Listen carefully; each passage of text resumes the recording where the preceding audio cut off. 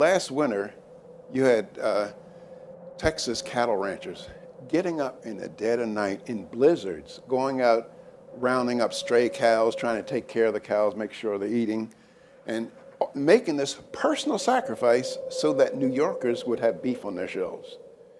You have Idaho potato farmers getting up doing back-breaking work, sun beating down on fingernails, dirt underneath their fingernails, bug bites, and making this personal sacrifice so that New Yorkers also have potatoes on the shelves. Now the question is, why are they doing that? Do you think it's because they love New Yorkers? They may hate New Yorkers. I'm not that wild about New Yorkers myself. They may hate New Yorkers, but they make sure that beef and potatoes gets New York every single day of the week. Why? Because they want more for themselves. And that's the great virtue of the free market system, is the way you get more for yourself is by serving your fellow man, making your fellow man happy. And that's what the free market is about.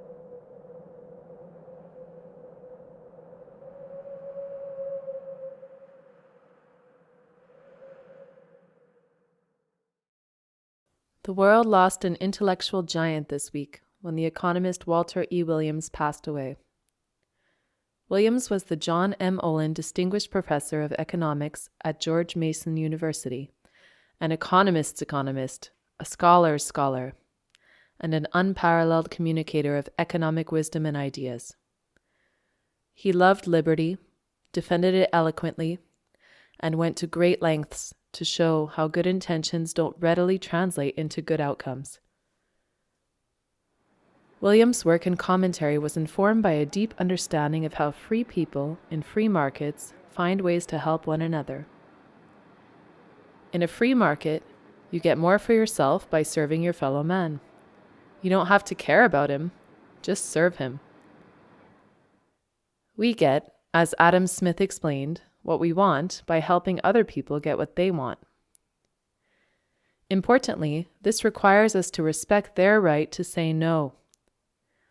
Free markets rest on a profound respect for others' dignity. A free market is possible and productive when we recognize that other people are not merely means to our ends, created to serve us, or created to live as we want them to. If we want to secure their cooperation, we have to give them what they want, rather than what we think is best for them. Few people understood this better than Walter Williams. I tell my students that I don't want to retire. I basically want to die at my desk at the end of a long and fruitful life. Williams embodied that dream, and he was a scholar and an educator to the end. He taught his final class on Tuesday and passed away on Wednesday. The same day his final syndicated column appeared. In a touching tribute in the Wall Street Journal, his longtime colleague, Donald J. Boudreau, writes, "The economics profession boasts many excellent minds, but it has precious few with the ability and interest to do rigorous research and to engage the public with its results. Milton Friedman was such a scholar, as is Thomas Sowell. Walter was in their league."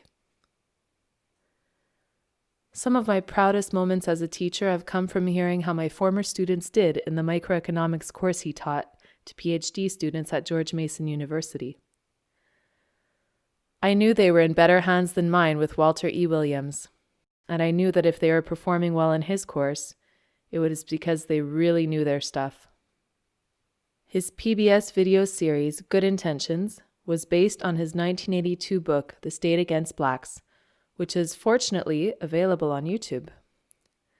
The dates have changed, but the logic and the lessons have not. Williams was a towering intellect who made the economic way of thinking come alive to generations of undergraduates, graduate students, readers, and anyone who would listen.